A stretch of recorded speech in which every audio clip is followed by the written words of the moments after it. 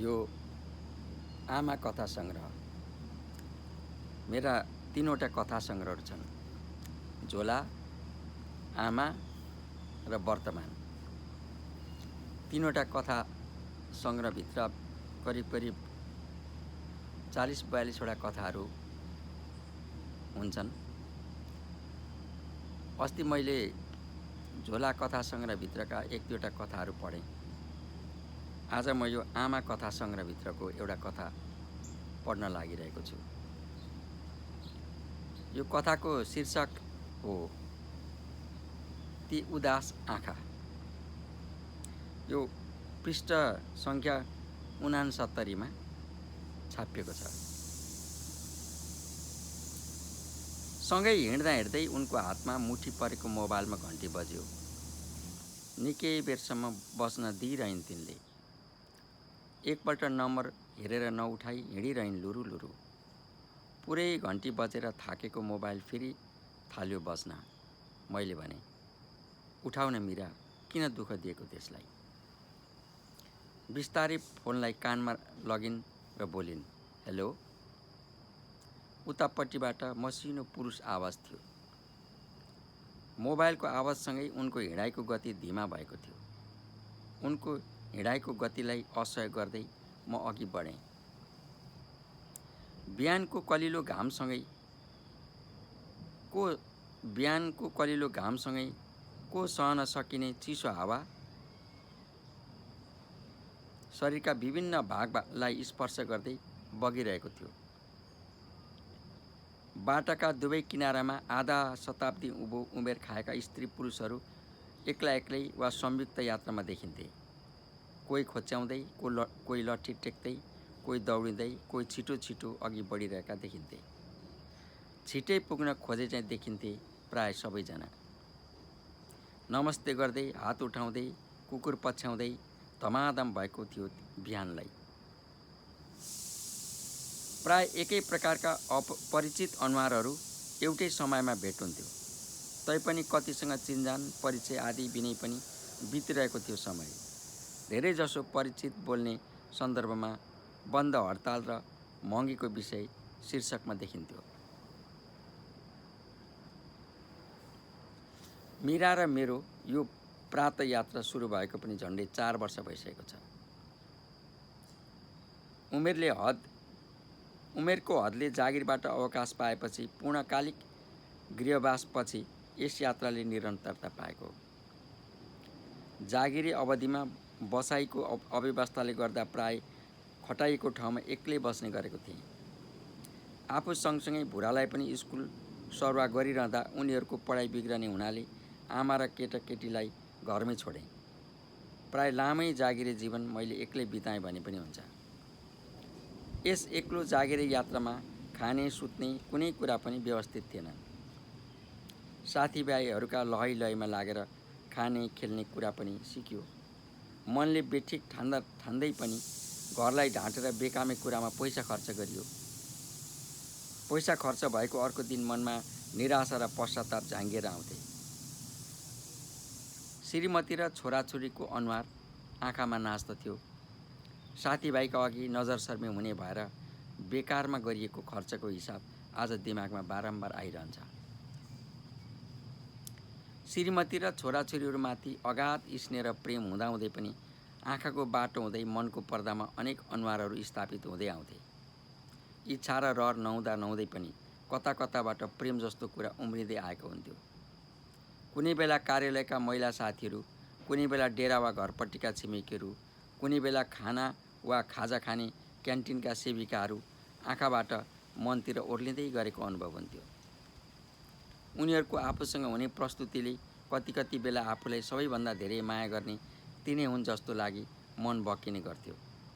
महिलाको नबाँधिएको फुकेको कपाल जस्तो जति बेला पनि असरल छरिने यस मनले कैयौँ रूप र सौन्दर्यको यात्रा गर्यो। मानसिक रूपमा आकर्षणको यात्रामा घुम्दै एकाएक नराम्रो गरी अल्झिएको मन एउटा पीडाको लामो यात्रामा हेलिन पुग्यो। छोप्दै पनि त्यो कुनै कुनाबाट बिस्तारै देखिँदै गएछ।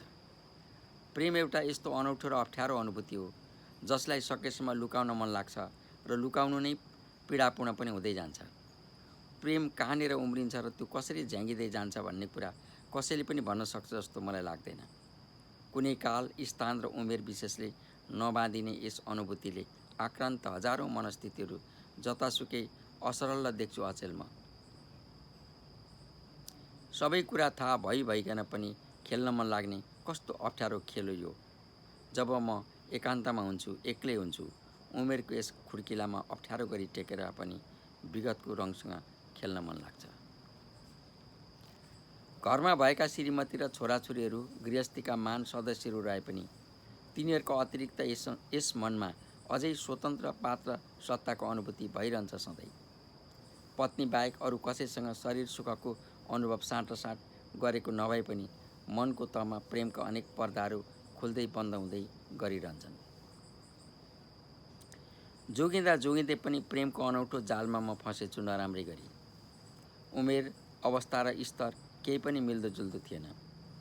तिनीसँग बिहे गर्ने, घरजम गर्ने वा सँगै जीवन बिताउने इच्छा पनि थिएन। कहिलेदेखि कसरी म एकोरिएछु थाहै भएन। आफूलाई साधारण जस्तो लागेको कुरा देख्नेलाई असाधारण हुँदै गएछ। एक दिन एकाएक श्रीमती बिना खबर डेरामा आइपुगिन्। उनको यो आगमन मेरा लागि ठुलै आपत्ति जस्तो भयो। उनी यसरी एकाएक बिना सूचना आउनको कारण सोधे। उनले त्यस प्रश्नको खासै उत्तर दिएनन्। केवल मुसुक्क हाँसेर भनिन्, दिक्क लाग्यो एक्लै बस्न, अनि आए। केही दिन त्यत्तिकै बित्यो, तर उनले घर फिर्ने लक्षणै देखाइनन्। एक दिन सोधेँ, मीरा, घर जाने होइन? बुढा एक्लै छोडेर यता कतिन्जेल बस्ने? उनीहरूको पढाइ बिग्रेला नि फेरि। बुढाको पढाइ बिग्रिए अर्को वर्ष सप्रिन्छ। ठुलाको बानी बिग्रिए कहिले सप्रिन्छ? म त अब नजाने गरी आएकी। म झसङ्ग भएँ, अग्लो ठाउँबाट खसे झैँ। जुन कुरा लुकाउन म कति प्रयत्न गरिरहेको थिएँ, उनले त्यसलाई निर्णय जस्तै सुनाइन्। आफैसँग लाज, घिन र शरम उम्लिएर आयो। उनको अनुहार हेर्न कति कठिन पो त्यस क्षण, तर उनको बुद्धिमानीको अगाडि म नतमस्तक भएँ। यस्तो अनौठो उपचार गरेकी थिइन् तिनले, म आफैभित्र पग्लेर पानी पानी भएँ। त्यो साँझ मैले मीरालाई भने, मलाई माफ देऊ, मैले आफैलाई बिर्सिएछु। उनले भनिन्, मैले किन माफ दिनु नि? तपाईँ आफैले आफैलाई सम्झे भइगयो नि। म तपाईँलाई तपाईँ को हो भनेर सम्झाउन आएकी थिएँ। अब भोलि नै जान्छु। नभन्दै भोलि बिहानै उठेर उनी बाटो लागिन्। आमा माइत गएको परबाट रुँदै हेरिरहेको बुढाबुढी जस्तो मनको भएँ म त्यो दिनभरि। वास्तवमै मलाई त्यो दिन आफ्नो स्थितिको ज्ञान आफैलाई झस्काउने गरी भयो। त्यसको एक हप्तापछि मैले त्यस कार्यालयबाट सरुवा लिइसकेको थिएँ। हिँड्ने बेलामा राधिका साह्रै रोइन्। मसँग उनका सम्झाउने कुनै शब्द थिएन। म उनलाई फेरि कुनै दिन लिन आउने कुरा पनि थिएन। हाम्रो प्रेमलाई झन्झन झ्याङ्गिएको पार्ने रहर पनि थिएन। कुनै आश्वासन नै थिएन मेरो उनका लागि। खालि यति मात्र भन्न सकेँ मैले, प्रेम र गृहस्थी एउटै कुरा होइन रहेछ राधिका। मानिसले अन्तिम क्षणमा रोज्नु पर्दा गृहस्थी नै रोज्नुपर्ने रहेछ। प्रेमलाई छातीभरि निमोनिया जस्तो पालेर कहाँ कहाँको गृहस्थीमा प्रवेश गर्नुपर्ने रहेछ। तिम्रो गृहस्थीको लागि शुभकामना। उनी रोइरहेकी थिइन्। म लुरु लुरु गएर बसको सिटमा भरिएको थिएँ।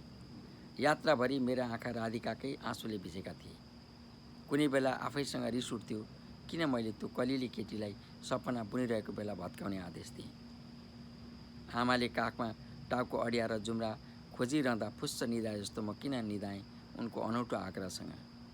मैले उनीमाथि सपना ओछ्याएको थिइनँ, तर के उनले मैले जस्तै निरपेक्ष सपना बुनेकी थिइन् होला त? जे होस्, एउटै घटनाले म दुई नारी हृदयबाट फालिएको थिएँ। मीराको मनभित्र म एउटा प्राविधिक लोग्ने मात्र थिएँ।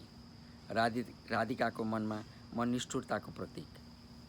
आज पनि मीराका अघि मलाई गहिरा भावुक कुराहरू गर्न लाज लाग्छ। मेरो भावको नाङ्गो रूप देखिसकेकी उनका अघि मैले आफ्नै उपस्थितिलाई उभ्याउन सकिनँ। केवल कर्तव्यको एउटा दिदार लाग्दो यात्रामा हिँडिरहेको जस्तो लाग्छ मलाई उनी। मुखले आजसम्म एक शब्द तलमाथि नबोलेकी भए पनि उनका आँखामा गृहस्थीको निरसता सधैँ उभिएको देख्छु। कैयौँपल्ट मैले माफी मागिसकेँ, तर उनी मुसुक्क हाँसेर यसरी टार्छिन्। मलाई लाजको बर्कोले गम्लङ्ग छोप्छ घरिघरि। निकै बाटो हिँडिसकेछु आफ्नै हिजोको स्मृतिको लौरो टेकेर। पछि फर्केर हेरेँ, मीरा निकै पर बिस्तारै हिँड्दै आइरहेकी थिइन्। आफूभन्दा 5 वर्ष कान्छी तिनी पनि 3 बिसको छेउछाउ पुगिसकेकी छिन्। 22 वर्षकी चञ्चले केटीलाई बेहुली बनाएर आफ्ना घरमा भित्र्याएका दिन तिनको अनुहार हेरेर कहिले कहिले अगाउँला र म जस्तो लागेको थियो। वास्तवमा जीवनमा कहिल्यै विरक्तिको भाव उत्पन्न भएन उनीप्रति। जागिर र गृहस्थीका सिलसिलामा कोही देशभित्र कोही देश बाहिर कार्यक्षेत्रमा व्यस्त छन्। हामी बुढाबुढीलाई आवश्यक खर्च र टेलिफोन माया दिन उनीहरू कन्जुसी गर्दैनन्। आज हामी एकअर्काको भर भएका छौँ। जति हेर्छु त्यति माया लाग्छ उनको। मैले यिनीसँग प्रेम त गरिनँ, तर माया भने सुरुदेखि नै गरेँ। जति बेला पनि माया लागिरहन्थ्यो, तर त्यो माया कहिल्यै प्रेम जस्तो थिएन। सम्झौताको संसारमा प्रेमको उपस्थिति नहुँदो रहेछ।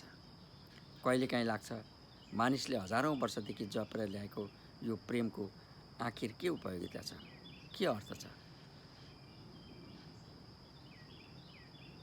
छेउमा आइपुगेकी तिनलाई निहालेर हेरेँ। अनुहार एकदम निराश र दुखी जस्तो थियो। बिहान घरबाट निस्किँदाको उज्यालो अस्ताइसकेको थियो। यो प्रातः भ्रमणको रङ थिएन अनुहारमा। हेरेँ, तिनको अनुहारको रङमा कुनै गृहस्थी वा पारिवारिक पीडाबाट उत्पन्न अभिव्यक्ति थिएन। त्यो सदाको भन्दा अनौठो र अपरिचित थियो। पहिला पनि बेला बेला त्यस्तै उदाउँथ्यो उनको अनुहारमा, त्यस्तै उदासी, अनि बिस्तारै हराउँदै गएको देखिन्थ्यो। उनको अनुहारमा उदाउने खुसी वा उदासी दुवैको कारण सोध्ने आँट मलाई कहिल्यै आएन। मैले उनको अनुहारमा हेरिरहँदा उनले आफ्नो अनुहार भुइँतिर मात्र घोप्ट्याउँदै हिँडिरहन्। घरमा आइपुग्दा पनि उनको उदासी हराएको थिएन। बाटामा मैले उनलाई भुलाउन के भनिरहेँ, तर ती कुनै कुरा पनि उनले मन दिएर सुने जस्तो लागेन। यही बेला खेरि के सोधिरहनु, पछि आफै भनिन् नि भन्ने सोचेँ। साँझमा घर आइपुग्दा पनि मीराको अनुहार झन् अँध्यारो थियो। मनमा चिसो पस्यो। उनलाई केले त्यस्तो पार्यो होला? सधैँ कस्ता कस्ता पिर लुकाएर हाँस्न सक्ने उनी झन् अँध्यारिएकी थिइन्। मैले 2टा मात्र रोटी खाएँ आज। सदा 4वटा खान्थेँ। उनले त 1 गिलास दुध मात्र खाइन्। त्यत्तिकै घरको वातावरण अप्ठ्यारो भएको थियो। मैले सोचेँ, अब धेरै बेर चुप लाग्नु हुँदैन, सोध्नुपर्छ। तर मैले केही सोध्नै परेन। छेउमा आएर बसेकी तिनले एकाएक मेरो कुममा टाउको अड्याएर रुन थालिन्। अलमल्ल भएँ म। मनमा चिसो पस्यो। केही ठुलै कुरा भएको हुनुपर्छ भन्ने लाग्यो। एकचोटि मनमा अनेकौँ शङ्का उपशङ्काहरू उम्रिएर आए। आफैबाट यो कुनै गल्ती भयो कि भनी चारैतिर मन डुलाएँ। उनको टाउकोमा हात खेलाउँदै भने, किन यसरी रोएकी मीरा? बिहान फोन आएदेखि नै तिमी दुखी देखिन्छौ। कसको फोन थियो त्यो? अनौठो पाराले हेरिन् उनले मेरो अनुहार। पहिलोपल्ट उनी मलाई राम्ररी चिन्न खोजिरहेकी छिन् जस्तो लाग्थ्यो। मेरा दुवै हात समातेर बडो दयनीय अनुहारले अनुनयपूर्वक बोलिन्, आज 3 बजे उनको देहान्त भयो। भोलि बिहानै हस्पिटल जाउँ न ल। एकदम दबिएको र डराएको जस्तो थियो उनको आवाज। म अलमल्ल भएँ। सोधेँ, कसको देहावसान भयो? मेरो आँखामा एकोहोरो हेरिरहन्। तिनका आँखा कस्ता कस्ता अनौठा र एकोहोरो जस्ता थिए। कुनै प्रेत लागेको बिरामी धामीका अघि एकोरिए जस्तै एकोहोरी भएकी थिइन् तिनी। बिस्तारै भनिन्, कहिलेकाहीँ फोनमा कुरा हुन्थ्यो, बिरामी छु भन्थे, तर यति चाँडै सकिएलान् भन्ने सोचेकी थिइनँ। कहाँ हेरेर एक्लै आफैसँग बोले चाहिँ भन्दै गइन्। सधैँ जीवनका बारेमा सम्झाइरहन्थे, गृहस्थीको महत्त्व दर्शाइरहन्थे, प्रेमको अर्थ बुझाइरहन्थे। तपाईँ नहुँदा पनि फोनबाट तपाईँका बारेमा सोधिरहन्थे, तपाईँको ख्याल राख्नु भनिरहन्थे। मलाई एक्लै एकान्तमा रमाइरहन पुग्ने उनी साथी थिए। तपाईँको गृहस्थीले टम्म भरिएकी म उनको प्रेमले रमाएकी थिएँ। पागल बरबराए चाहिँ गर्न लागिन्। मैले दुवै हातले उनको कुम हल्लाएँ। झसङ्ग भइन् तिनी। एकछिनपछि आँखाको आँसु पुस्दै भनिन्, मैले सारा जिन्दगी तपाईँलाई दिएँ, यो घरलाई संसार बनाएँ, तपाईँको सुखका लागि समर्पित भएँ। भोलि एकपल्ट तपाईँ मेरो लागि समय दिनुहोस्, म उनको अन्तिमपल्ट अनुहार हेर्न चाहन्छु। उनी मेरो काखमा घोप्टिएकी थिइन्। म कति बेलासम्म रनभुल्लमा परेँ। निकै बेरपछि के भयो त्यसै मन बटारिएर आयो। आँखा त्यत्तिकै भरिए आँसुले। उनको टाउको उठाएर अनुहार हेर्दै भने, हुन्छ मीरा, भोलि बिहान म तिम्रो प्रेमीको मलामी जानेछु, तिमीसँगै यो शोकमा सामेल हुनेछु। राति बिउजिँदा पनि उनी भित्तातिर फर्केर ठुलो सास फेरिरहेकी थिइन्, नाक पुछिरहेकी थिइन्।